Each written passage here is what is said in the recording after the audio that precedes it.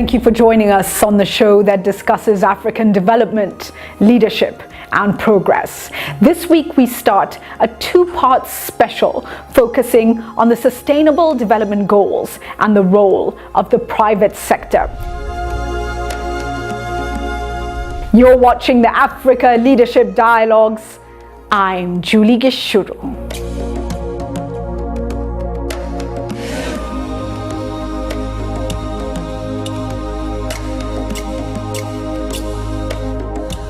So what is the role of the private sector in enhancing development and achieving the Sustainable Development Goals?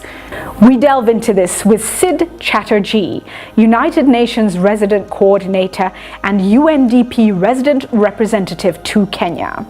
His role as a UN Resident Coordinator is to ensure the implementation of the Sustainable Development Goals. Previously, he served as the UNFPA representative to Kenya, where he was tasked with advocating for women's empowerment and where he led many initiatives to advance reproductive, maternal, neonatal, child, and adolescent health. He has wide experience in areas of human rights, dignity, and humanity. This episode was shot during an interactive session at Capital Club East Africa with top leaders in the private sector and the youth. It's a two-part series. We host the UN Resident Coordinator in Kenya, Siddharth Chatterjee, at a session at the Capital Club in Nairobi in partnership with Qatar Airways. Let's go straight to the conversation.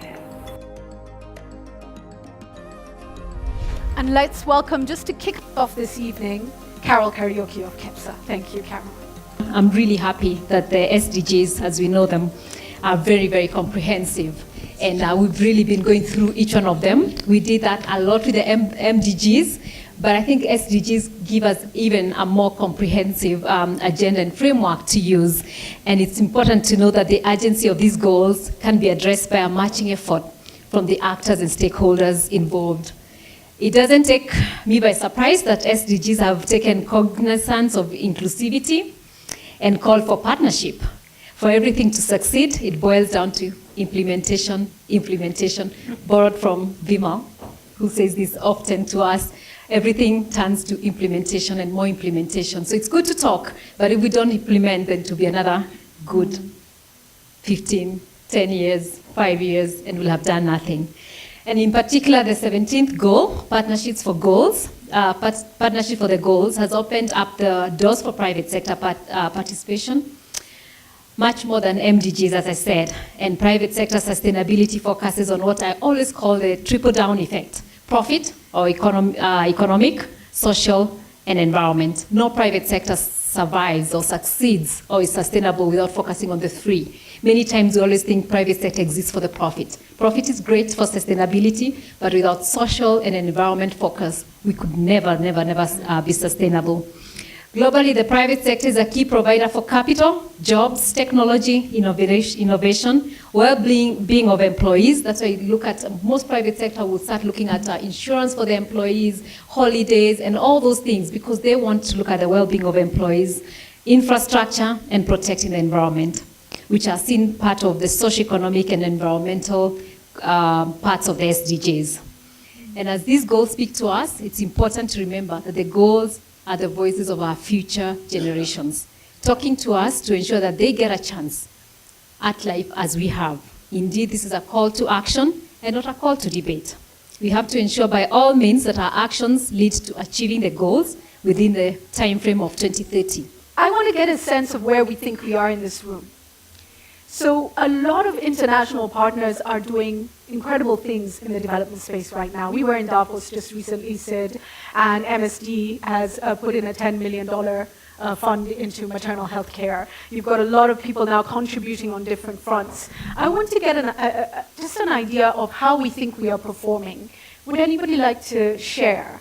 Where are we right now? Yes, thank you so much.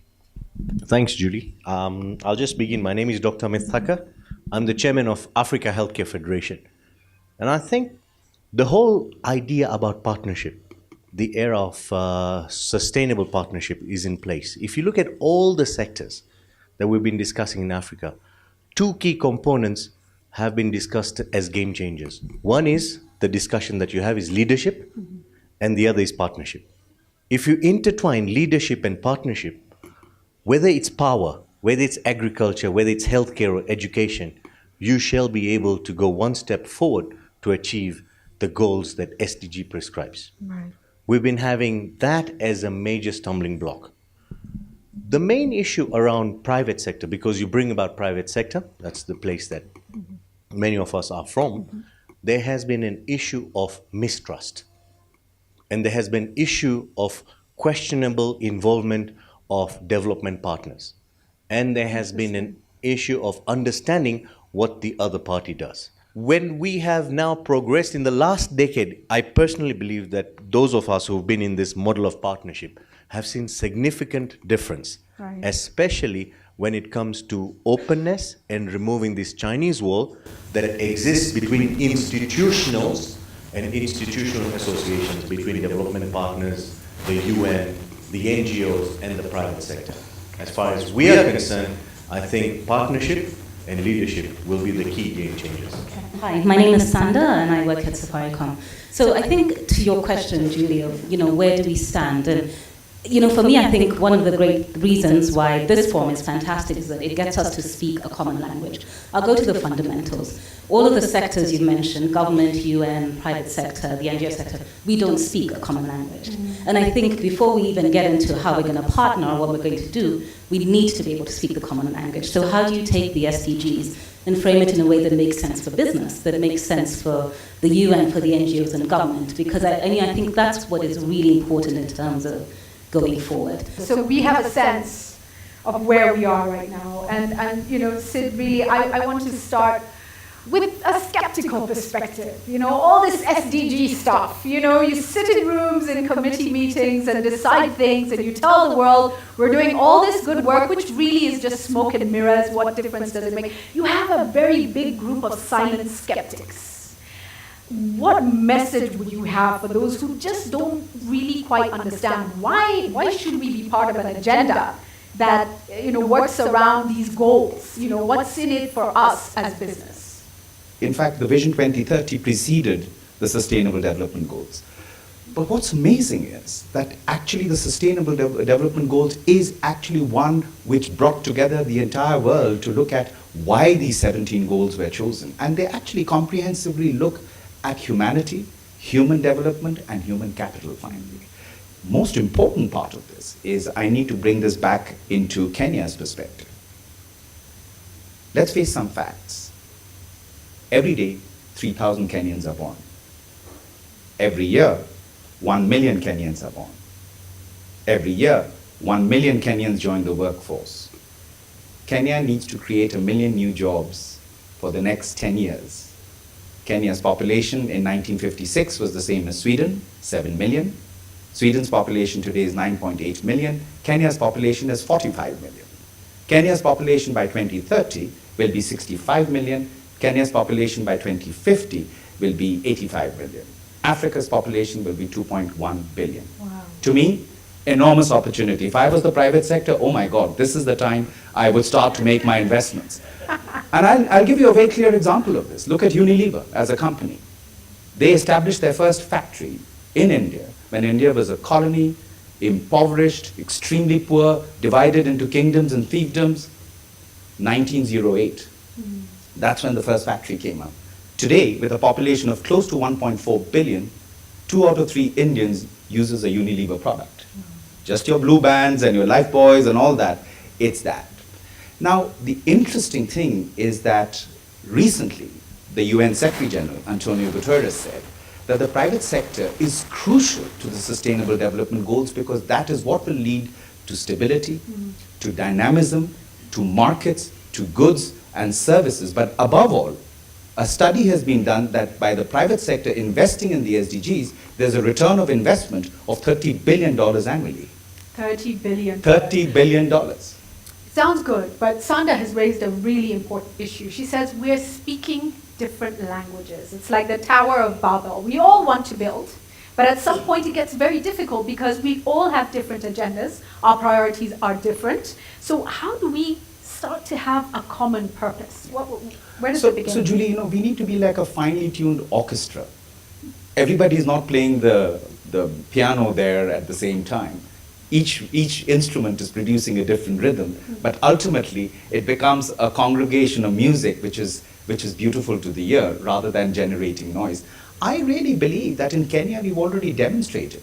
In 2014, when the UN Population Fund, together with UNICEF and the World Health Organization, together with 6 companies, Safaricom, Huawei, Kenya Healthcare Federation, the gentleman sitting right here, GlaxoSmithKline and Merck and Philips came together to start a maternal and child health program in the counties of Mandera, Wajir, Marsabit, Lamu, Migori, Isiolo. Nobody wanted to go there.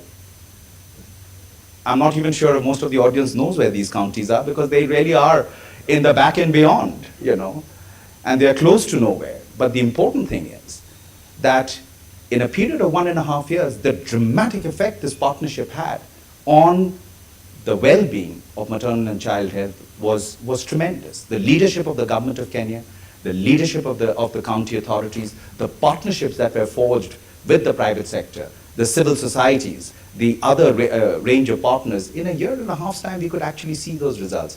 In my view, if we were to make the right investments now, and that's the next 5 years, it's crucial for the private sector because they need markets, and markets is people who can afford to buy their goods and services. So if we were to make those investments right now, in what I would term as the 4 E's, education and the right skills. Like we were discussing earlier, there is an absence of welders and mechanics and plumbers and masons. Those are the skill sets that are needed, that need to be put to work very, very quickly. So the education for an emerging economy, for the economy that has now begun to unravel, and the skill sets. The second part is empowerment. Now, here is another fact. For every 100 Kenyans that are employed, there are 81 dependents. So do you know, ladies and gentlemen, how many dependents? 81. 81. 81, which means that the moment there's an external shock, like a health shock, it pushes the family into poverty. Just by a fact, 1 million Kenyans go into poverty every year only because of an out-of-pocket health shock. So, half of those 81 are women and girls. They've not been allowed to achieve their full human potential. They've not been allowed to finish their education. They've not been allowed to, join the labor force and be part of the market. So what changes is the moment we start to empower our girls and stop cutting them and stop having FGM and stop having early marriage and give them an opportunity for growth, you start to change the microeconomic picture, which is the household level picture. What does a dual income do? It improves access to education for the children. It improves access to health services. It includes overall well-being and outcomes. These children tend to survive and thrive much better. Those are the things. And number 3 is Kenya needs, like the rest of Africa, which is at the cusp of what is called a demographic dividend, with over 70% of this population which is less than 30. What we need is a rapid Marshall Plan of job creation, which is the agriculture sector needs to be saturated and made one of the most savvy places for young people to go and work in. The second part is infrastructure. Kenya needs that infrastructure. It needs a blue economy from the coast. It needs a green economy, and it needs an economy which allows itself not only to flourish, but is able to tap into the market, the 90 million in Ethiopia, the 10 million in Somalia, and the 36 million in Uganda. Those are Kenya's markets and the potential frontiers of where we can go in terms of an East African economy. So we need a Marshall Plan of job creation. And that money is there. It's there within the local market. And the fourth is equity. Inequity is what causes rise to instability. It causes rise to youth, sense of despondency amongst young people. You have so many young people who are unemployed in Kenya and in the rest of the region.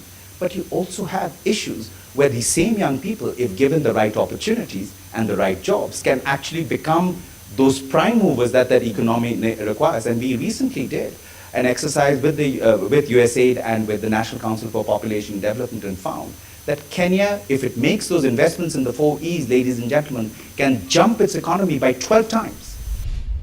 Stay with the Africa Leadership Dialogues.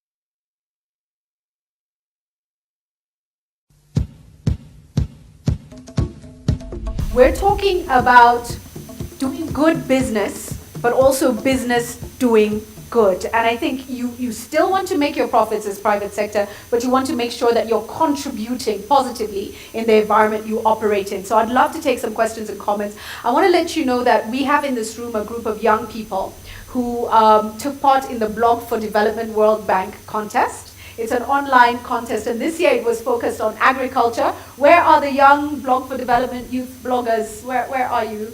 I see a few hands going up. I'm going to challenge you as the young and vibrant minds in here to give me your first question or challenge to Sid. Who's it going to come from? Ah, so the gentleman's hand's gone up. Can I see a couple of ladies as well?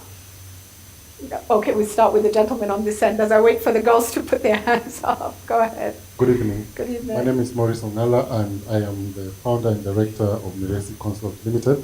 Now, my question would be, what would be the role of the private sector in meaningfully involving young people and tapping into their creative ability, tapping into their innovation so that they can further the economy of the country using that particular aspect? Excellent. Yes. Thank you so much. My name is Vincent Itieno from One Acre Fund. I participated in the blog. So my question is about democratic development, and I mean in relation to the private sector.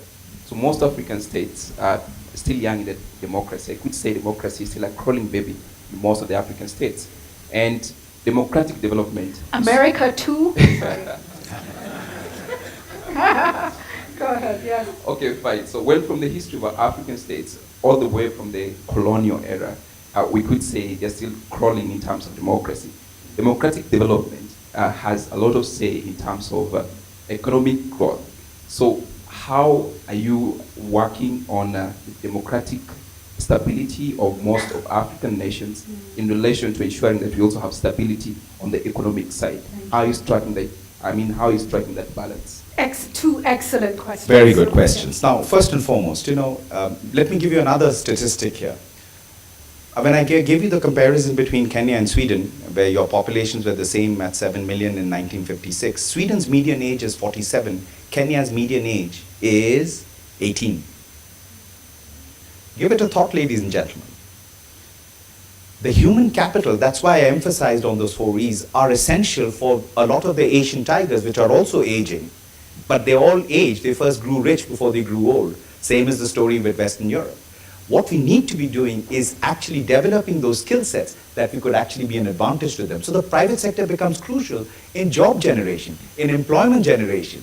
And for the private sector, both macroeconomic stability, social stability is crucial. That's how their markets will thrive and survive. And therefore, all those virtues of democracy, everything will get embedded into it.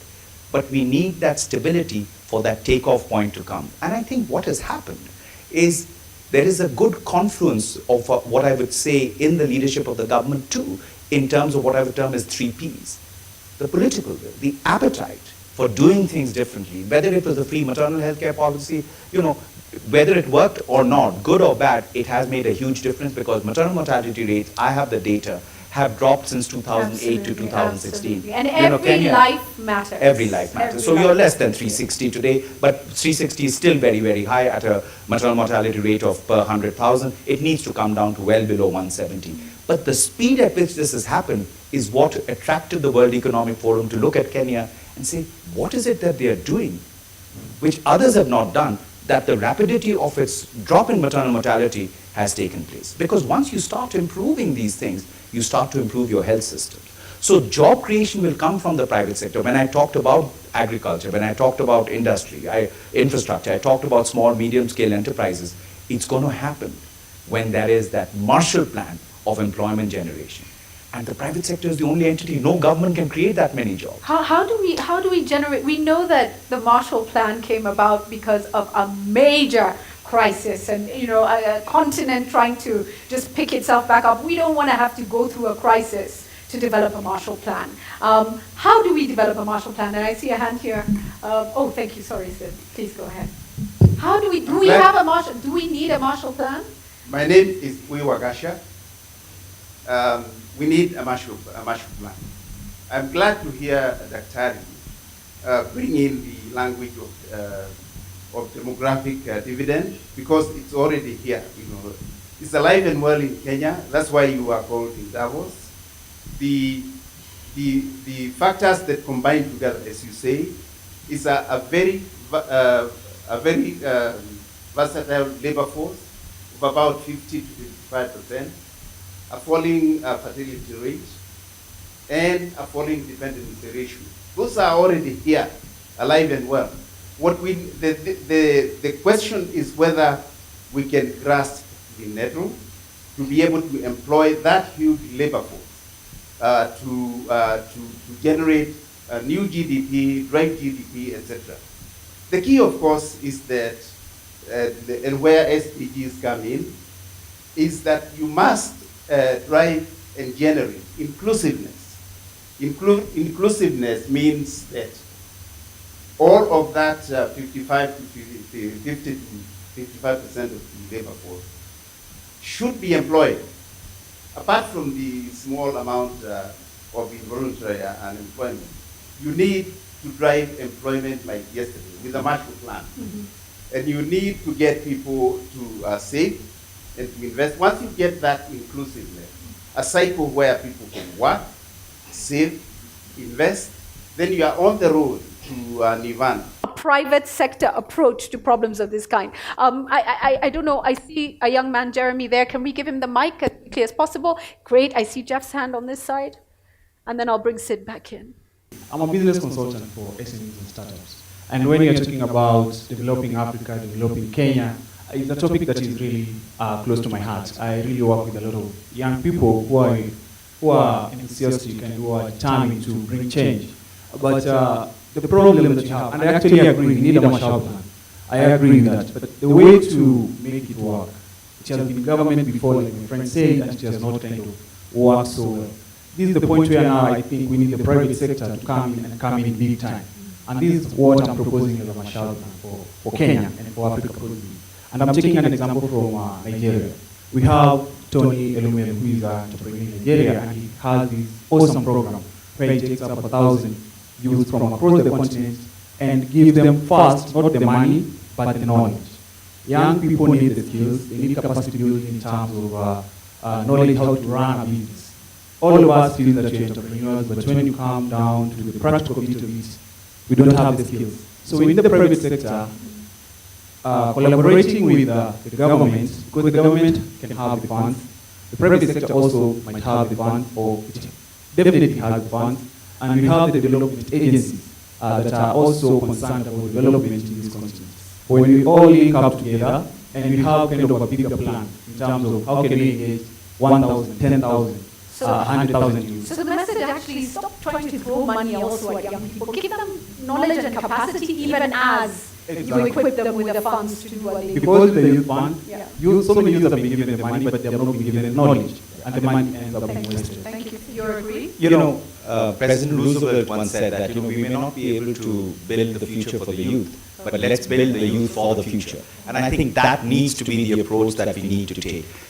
Kenya has the political will, it has the policies in place, it's a matter of getting implemented, but we are at that inflection point where those partnerships are coming.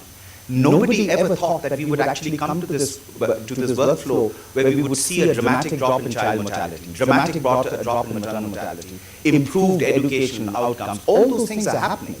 What we need to ensure is equity becomes that part of it. We need to ensure that that Marshall Plan involves everybody. Incentives matter, ladies and gentlemen. To me, if we want to get the private sector to work in different parts of Kenya and not just limit itself to the urban hubs, then we need to incentivize the private sector to get there. Now, to me, I think agriculture needs to be gone to an industrial scale in this country. We need to make it really savvy. I saw something in Turkana that struck me. In the midst of a drought, I came across this probably about 50 acres of land owned by about 150 families. And they are doing drip irrigation there. They're growing all the best fruits and vegetables on that little plot of land. It's a green patch. And I had a colleague, and I had a government official from Marsabed with me over there, and he looked at it and he said, oh, you know what, we've only been talking about it. Imagine if we go to scale with something like that. Imagine that the public, private, and the governments, you get governments from Israel and governments from other places, Western Europe, Asian tigers will need food in the future. They don't have young people. Imagine turning 3 to 4 million hectares of land into prosperous agricultural for land use. You don't need fertile lands. If Israel can grow grapes and convert that into red wine, I'm sure we can produce everything else and get the best crop outcomes. Imagine that we can actually have a deal where 40% of that produce is taken away by the private sector that is invested in it. 10% is kept there, and the remaining 40% that the county sells off. It's a matter of, we just have, what limits us is our imagination about going to scale. But ladies and gentlemen, scale is going to be crucial because the window of the demographic dividend is not endless. It is finite. It's about 30 years. So by 2050, if we've not got rich, then we've got old and poor. We hope you've enjoyed part 1 of our conversation on the Sustainable Development Goals and the role of the private sector. Join us again on Africa Leadership Dialogues next week for part 2 of that discussion. But this week, we leave you with a look at an interesting event that took place in Nairobi, the Global Goals World Cup. Let's take a look at that. Blessings to you and blessings to Africa. And we see there's almost a goal. It's getting hot and hot on each one. All right. A lot of energy here at the Global Goals World Cup. But the question is, for many people who are cynical about this, why does this matter? What are these goals? Sometimes it gets depressing. You hear about hunger, you hear about famine, climate change, and what does that really affect me? And what can I do? But the interesting thing and what's so cool about this whole initiative that the UN did for the Global Goals 2030 is that, well, it's actually a really positive story. Actually the thing is we can change, we can do something if we all do it together. It's not really a question of does it really affect me? It does affect all of us, and we have to do something about it. The biggest resource is untapped, and that's women.